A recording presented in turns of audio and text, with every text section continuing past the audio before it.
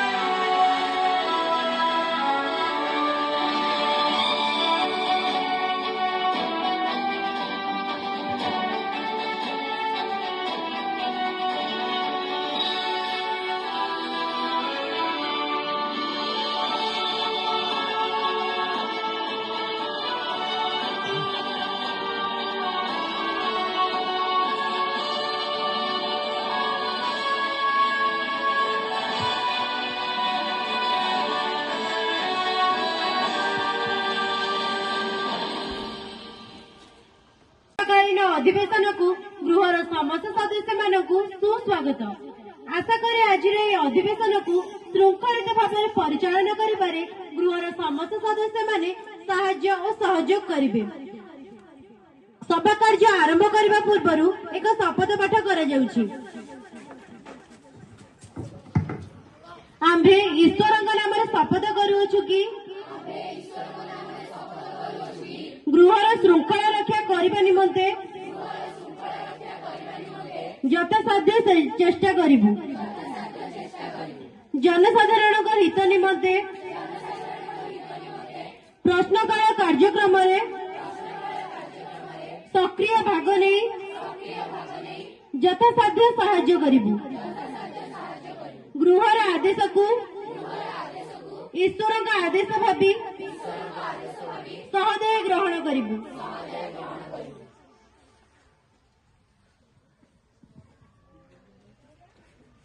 समस्त मंत्री होउछन्ती गृह मंत्री सुश्री सुनन्या बराला महोदया, अर्थमंत्री इप्सिता दास महोदया, राजस्व मंत्री शुभश्री साहू महोदया, विद्यालय गणशिक्षा मंत्री प्रतीक्षा छोटराय महोदया, उच्च शिक्षा मंत्री सोमेश विश्वाल महोदय, स्वास्थ्य मंत्री रानिया प्रियदर्शिनी साहू महोदया, कृषि मंत्री रंजिता प्रधान महोदया, पंचायत राज और पानीय जल मंत्री सस्मिता बेहेरा महोदया, महिला और शिशु विकास मंत्री देवस्मिता साहू महोदया, जंगल और परिवेश मंत्री अभिप्सा जेना महोदया, परिवहन मंत्री प्रियदर्शिनी जेना महोदया, क्रीड़ा और संस्कृति मंत्री लिप्सिता पात्र महोदया एवं एठारे उपस्थित अछंती विरोधी दलर नेता एवं समस्त विधायक।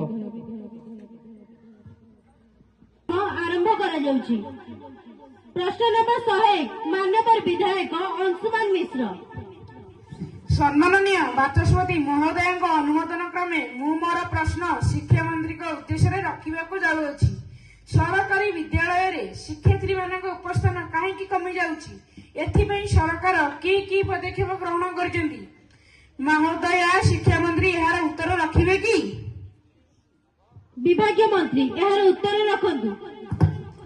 मान्यवर बाचस्पति को अनुमति क्रमे मु एई प्रश्नर उत्तर देबाकू चाहूछि। छात्र छात्री मानकु विद्यालय अभिमुखी कराइबा पई सरकारक तरफरु अनेक प्रोत्साहनमूलक व्यवस्था करा जायछि, जेमिति कि छात्र छात्री मानकु मागणा पुस्तक, मध्याह्न भोजन रे पुष्टिकर खाद्य जोगाई दिया जाउछि। श्रेणी रे उपस्थान वृद्धि पई नियमित भाबरे शिक्षक अभिभावक मिलित बैठक करा जाउछि। शिक्षार मान वृद्धि पई विभिन्न पदक्षेप ग्रहण करा जाउछि। ड्रॉप आउट ह्रास पई सीटीएस अर्थात चाइल्ड ट्रैकिंग सर्वे माध्यम रे अधर पाठ छाडुवा पिला मानकु पुनः विद्यालय अभिमुखी करा जाउछि। वर्तमान सरकारक विभिन्न व्यवस्था माध्यम रे विद्यालय रे शिक्षार्थी मानक उपस्थान वृद्धि पई शिक्षार्थी मानकु उत्साहित करा जाउछि। दयाकर गृह श्रृंखला रक्षा करंतु। प्रश्न नंबर 102 मान्यवर विधायक सोमनाथ साहू। सम्माननीय बाचस्पति महोदय अनुमोदन क्रमे मु मोर प्रश्न शिक्षा मंत्री उद्देश्य रखा जाऊँगी। सरकारी विद्यालय श्रेणी गृह छात्र छात्री मान शिक्षा प्रति अनाग्रह देखा जाउछि कहीं? मान्यवर मंत्री यार उत्तर देवे कि? विभागीय मंत्री मान्यवर बाचस्पति को अनुमति क्रमे मु एही प्रश्नर मध्य उत्तर देबाकू चाहूछि। सरकारक तरफरु ଶିକ୍ଷା, ଇ ଲାଇବ୍ରେରୀ, ସାଇନ୍ସ ଲାବୋରେଟୋରୀ, ଇ କଣ୍ଟେଣ୍ଟ ମାଧ୍ୟମରେ ଶିକ୍ଷାଦାନ କରାଯାଉଛି ଏବଂ ଏହି ଯୋଜନା ମାଧ୍ୟମରେ ଅନାଗ୍ରହ ଛାତ୍ରଛାତ୍ରୀମାନେ ମଧ୍ୟ ବିଦ୍ୟାଳୟକୁ ଆସୁଛନ୍ତି ଏବଂ ଶିକ୍ଷା ଓ କ୍ରୀଡ଼ା କ୍ଷେତ୍ରରେ ମଧ୍ୟ ବିଭିନ୍ନ ସ୍ତରକୁ ଯାଉଛନ୍ତି।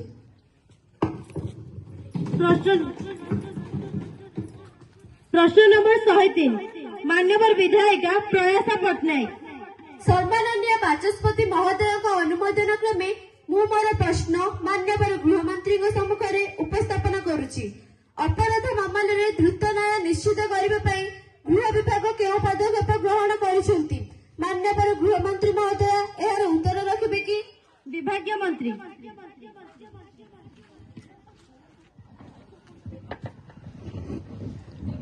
महोदय, तदंत प्रक्रिया को समय सीमा मध्य त्वरान्वित करने एवं अभियोग पत्र दाखल त्वरान्वित पदक्षेप नि फास्ट ट्रैक कोर्टर संख्या बढ़ा जाइछि।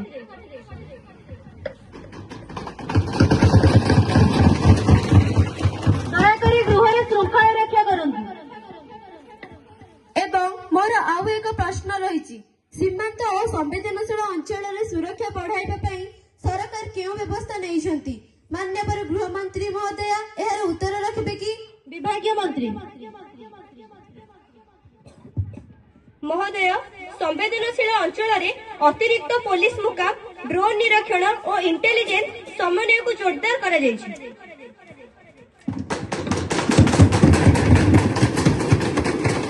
दयाकरी गृह श्रृंखला रक्षा करंतु। प्रश्न नंबर 104 मान्यवर विधायिका प्रियदर्शिनी जेना। सम्माननीय बाचस्पति महोदय अनुमोदन क्रमे मु मोर प्रश्न नंबर मान्यवर परिवेश मंत्री सम्मुखें उपस्थापन करुछि। नगर अंचल प्लास्टिक व्यवहार नियंत्रण में सरकार विफल होना कि मान्यवर परिवेश मंत्री महोदय यार उत्तर रखिबे कि?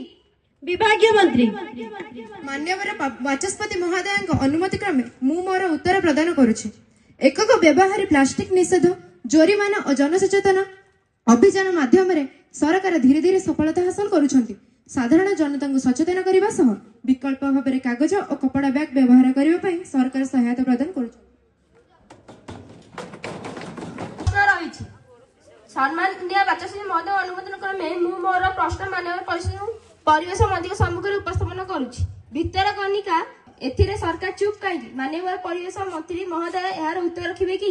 विभागीय मंत्री मान्यवर बाचस्पति महोदय अनुमति क्रमे मु मोर उत्तर प्रदान करुछि। सरकार एही प्रसंग में तदंत निर्देश देइछन्ति।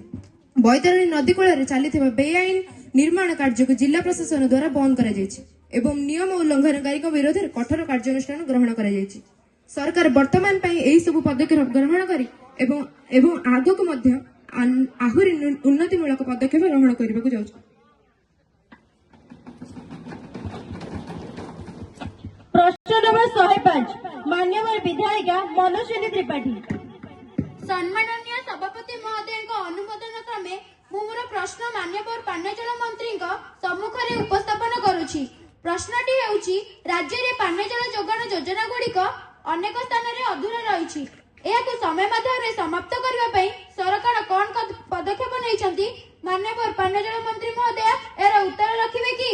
विभागीय मंत्री मान्यवर बाचस्पति अनुमति क्रमे मु मोर ए उत्तर रखिबा चाहूछि कि सरकार वसुधा और जल जीवन मिशन माध्यम ग्रामांचल में पानीय जल पहुंचा कार्य करुछंती। मात्र भौगोलिक समस्या जल पानी स्तर कमिबा कारण किछि स्थान में विलंब होउछि।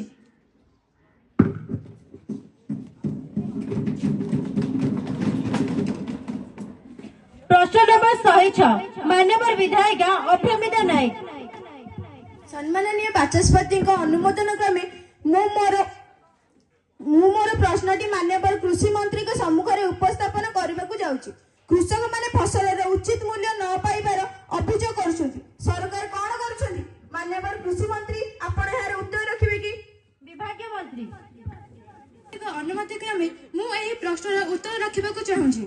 सरकार कृषक मानक पई अनेक योजना प्रणयन करिछि जेपरिक एमएसपी दर रे धान क्रय करबा, किसान योजना, कृषि भित्तिभूमि उन्नयन माध्यम कृषक मानक आय वृद्धि करा जाउछि। एपरिक मंडी व्यवस्था को मध्य सुदृढ़ करा जाउछि। ବର୍ତ୍ତମାନ ସରକାର କୃଷକମାନଙ୍କ ପାଇଁ ଆହୁରି ନୂତନ ଯୋଜନା ପ୍ରଣୟନ କରିବା ପାଇଁ ପ୍ରୟାସ ଜାରି ରଖିଛି। ବିଧାୟିକା ହରପ୍ରିୟା କାଳିଆ।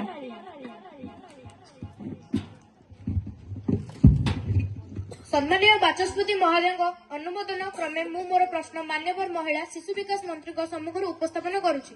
ମହିଳା ସୁରକ୍ଷା ସଶକ୍ତିକରଣ ପାଇଁ ସରକାର କଣ ନୂଆ ପଦକ୍ଷେପ ନେଇଛନ୍ତି? ମାନ୍ୟବର ମନ୍ତ୍ରୀ ମହୋଦୟ ଏହାର ଉତ୍ତର ରଖିବେ କି? ବିଭାଗୀୟ ମନ୍ତ୍ରୀ। ମାନ୍ୟବର ବାଚସ୍ପତିଙ୍କ ଅନୁମତି କ୍ରମେ ମୁଁ ଏହି ପ୍ରଶ୍ନର ଉତ୍ତର ରଖିବା ପାଇଁ ଚାହୁଁଛି। ମିଶନ ଶକ୍ତି ମାଧ୍ୟମରେ ମହିଳା ସ୍ୱୟଂ ସହାୟକ ଗୋଷ୍ଠୀକୁ ଆର୍ଥିକ ସଶକ୍ତିକରଣ ଏବଂ ମହିଳା ଥାନା ଓ ହେଲ୍ପଲାଇନ ସୁଦୃଢ କରି ସୁରକ୍ଷା ବଢାଯାଇଛି। ସରକାର ବର୍ତ୍ତମାନ ପାଇଁ ଏହି ସବୁ ପଦକ୍ଷେପ ଗ୍ରହଣ କରିଛନ୍ତି ଓ ଆଗକୁ ମଧ୍ୟ ଆହୁରି ଉନ୍ନତିମୂଳକ ପଦକ୍ଷେପ ଗ୍ରହଣ କରିବେ। ଏବଂ ମୋର ଆଉ ଏକ ପ୍ରଶ୍ନ ହେଉଛି, ରାଜ୍ୟର ଯୁବକ ଯୁବତୀଙ୍କ ପାଇଁ ଚାକିରି ସୃଷ୍ଟିରେ ସରକାର କେତେ ଦୂର ସଫଳ?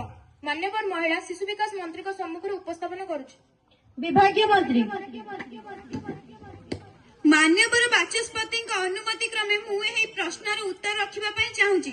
ସରକାର ଶିଳ୍ପ ନିବେଶ, ଷ୍ଟାର୍ଟଅପ ଓ ଦକ୍ଷତା ବିକାଶ କାର୍ଯ୍ୟକ୍ରମ ମାଧ୍ୟମରେ ଚାକିରି ସୃଷ୍ଟି କରୁଛନ୍ତି। ମିଶନ ଶକ୍ତି ସ୍କିଲ୍ ଡେଭଲପମେଣ୍ଟ ପ୍ରୋଗ୍ରାମ ଦ୍ୱାରା ଅନେକ ଯୁବକ ଯୁବତୀ ସ୍ୱୟଂ ରୋଜଗାର ହେଉଛନ୍ତି, କିନ୍ତୁ ଆଗାମୀ ସମସ୍ୟାର ସମାଧାନ ପାଇଁ ସ୍ପଷ୍ଟ ଯୋଜନା ନିଆଯାଇପାରିବ। 108 ମାନ୍ୟବର ବିଧାୟିକା ସୋନାଲି ସୁନ୍ଦରାୟ।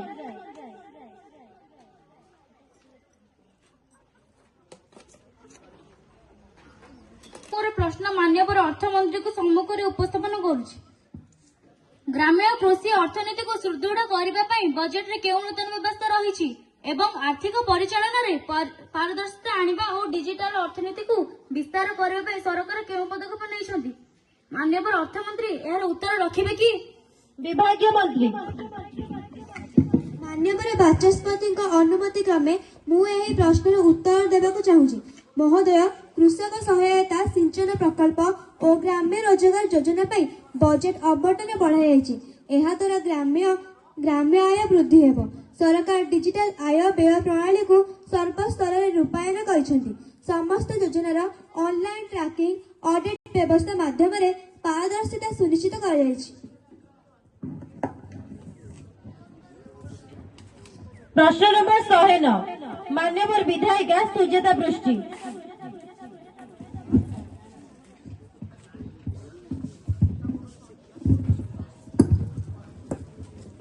ସମ୍ମାନୀୟ ବାଚସ୍ପତି ମହୋଦୟଙ୍କ ଅନୁମୋଦନ କ୍ରମେ ମୁଁ ମୋର ପ୍ରଶ୍ନ ମାନ୍ୟବର ଉଚ୍ଚଶିକ୍ଷା ମନ୍ତ୍ରୀଙ୍କ ସମ୍ମୁଖରେ ଉପସ୍ଥାପନ କରୁଛି। ରାଜ୍ୟର ଛାତ୍ରଛାତ୍ରୀମାନେ ଚାକିରିର ଉପଯୋଗୀ କୌଶଳର ଅଭାବ ଅନୁଭବ କରୁଛନ୍ତି। ଉଚ୍ଚଶିକ୍ଷାକୁ ଚାକିରି ମୁଣି କରିବା ପାଇଁ କଣ ପଦକ୍ଷେପ ନିଆଯିବ? ମାନ୍ୟବର ମନ୍ତ୍ରୀ ମହୋଦୟ ଏହାର ଉତ୍ତର ରଖିବେ କି? ବିଭାଗୀୟ ମନ୍ତ୍ରୀ। ମାନ୍ୟବର ବାଚସ୍ପତି ଅନୁମତି କ୍ରମେ ମୁଁ ମୋର ଉତ୍ତର ପ୍ରଦାନ କରିଛି। କୌଶଳ ଭିତ୍ତିକ ପାଠ୍ୟକ୍ରମ ଇଣ୍ଟରନର୍ସିଂ ଓ ଶିକ୍ଷା ପ୍ରଦାନ ସଂଯୋଗ କରି କ୍ୟାରିୟର ଗାଇଡାନ୍ସ ସେଲ୍ ସ୍ଥାପନ କରାଯାଇଛି।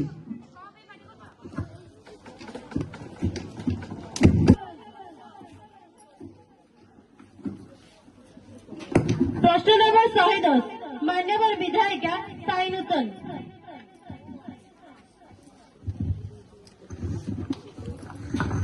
ସମ୍ମାନୀୟ ବାଚସ୍ପତି ମହୋଦୟଙ୍କ ଅନୁମୋଦନ କ୍ରମେ ମୁଁ ମୋର ପ୍ରଶ୍ନ ମାନ୍ୟବର ରାଜସ୍ୱ ମନ୍ତ୍ରୀଙ୍କ ସମ୍ମୁଖରେ ଉପସ୍ଥାପନ କରୁଛି। ରାଜସ୍ୱ ଅବସରରେ ଦୁର୍ନୀତି ନିୟନ୍ତ୍ରଣ ପାଇଁ କେଉଁ ବ୍ୟବସ୍ଥା ନିଆଯାଇଛି? ମାନ୍ୟବର ସ୍ୱାସ୍ଥ୍ୟ ମନ୍ତ୍ରୀ ମହୋଦୟ ଏହାର ଉତ୍ତର ରଖିବେ କି? ବିଭାଗୀୟ ମନ୍ତ୍ରୀ।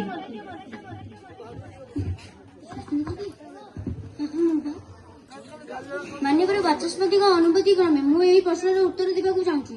ଇ ପେମେଣ୍ଟ, ଅନଲାଇନ ରସିଦ ଓ ସ୍ୱଚ୍ଛତା ନିରୀକ୍ଷଣ ପ୍ରଣାଳୀ ଆରମ୍ଭ କରାଯାଇ ଦୁର୍ନୀତି କମାଯାଉଛି। ମୋର ଅନ୍ୟ ଏକ ପ୍ରଶ୍ନ ରହିଛି। ପ୍ରାକୃତିକ ବିପର୍ଯ୍ୟୟ ସମୟରେ କ୍ଷତିଗ୍ରସ୍ତ ଲୋକଙ୍କୁ ରାଜସ୍ୱ ସହାୟତା ଦେବାରେ ବିଳମ୍ବ କାହିଁକି? ମାନ୍ୟବର ବାଚସ୍ପତିଙ୍କ ଅନୁମତି କ୍ରମେ ମୁଁ ଏହି ପ୍ରଶ୍ନର ଉତ୍ତର ଦେବାକୁ ଚାହୁଁଛି।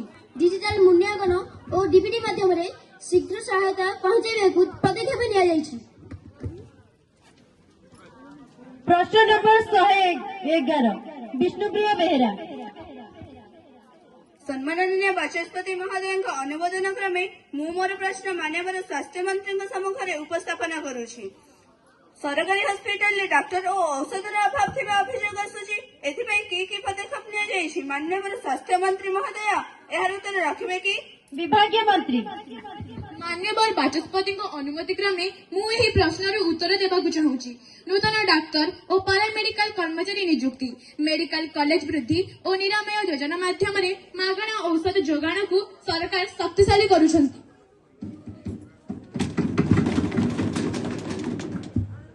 ପ୍ରଶ୍ନ ନମ୍ବର 112 ଜୟଶ୍ରୀ ଜେନା।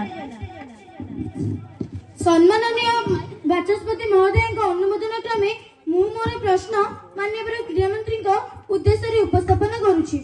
ରାଜ୍ୟର ଗ୍ରାମ ଓ ଆଦିବାସୀ ଅଞ୍ଚଳରେ କ୍ରୀଡ଼ା ଢାଞ୍ଚା ଅଭାବ ଅଭିଯୋଗ ରହିଛି। ଏହାକୁ ସୁଧାରିବା ପାଇଁ ସରକାର କେଉଁ କେଉଁ ପଦକ୍ଷେପ ନେଉଛନ୍ତି? ମାନ୍ୟବର କ୍ରୀଡ଼ାମନ୍ତ୍ରୀ ମହୋଦୟ ଏହାର ଉତ୍ତର ରଖିବେ କି? ବିଭାଗୀୟ ମନ୍ତ୍ରୀ। ମାନ୍ୟବର ବାଚସ୍ପତି ମହୋଦୟଙ୍କ ଅନୁମତି କ୍ରମେ ମୁଁ ମୋର ଉତ୍ତର ପ୍ରଦାନ କରୁଛି। ମହୋଦୟ, ରାଜ୍ୟ ସରକାର ଗ୍ରାମୀୟ କ୍ରୀଡ଼ା ବିକାଶ ଯୋଜନା ମାଧ୍ୟମରେ ପ୍ରତ୍ୟେକ ବ୍ଲକରେ ମିନି ଷ୍ଟାଡିୟମ ଓ ଖେଳ ମାଟି ବିଭିନ୍ନ କରୁଛନ୍ତି। ଆଦିବାସୀ ଅଞ୍ଚଳକୁ ବିଶେଷ ପ୍ରାଥମିକତା ଦିଆଯାଉଛି। ଏବଂ ମୋର ଆଉ ଏକ ପ୍ରଶ୍ନ ହେଉଛି, ଆଧୁନିକ ପିଢ଼ିକୁ ରାଜ୍ୟର ସଂସ୍କୃତି ସହ ଯୋଡ଼ିବା ପାଇଁ ସରକାରଙ୍କ ଯୋଜନା କ'ଣ? ମାନ୍ୟବର କ୍ରୀଡ଼ାମନ୍ତ୍ରୀ ମହୋଦୟ ଏହାର ଉତ୍ତର ରଖିବେ କି? ମହୋଦୟ, ବିଦ୍ୟାଳୟ ପାଠ୍ୟକ୍ରମରେ ସ୍ଥାନୀୟ ସଂସ୍କୃତି ସମ୍ମିଳିତ କରାଯାଉଛି ଏବଂ ଯୁବ ମହୋତ୍ସବ, ସଂସ୍କୃତି କ୍ଲବ ଓ ଡିଜିଟାଲ ପ୍ଲାଟଫର୍ମ ମାଧ୍ୟମରେ ଯୁବପିଢ଼ିଙ୍କୁ ସମ୍ପୃକ୍ତ କରାଯାଉଛି।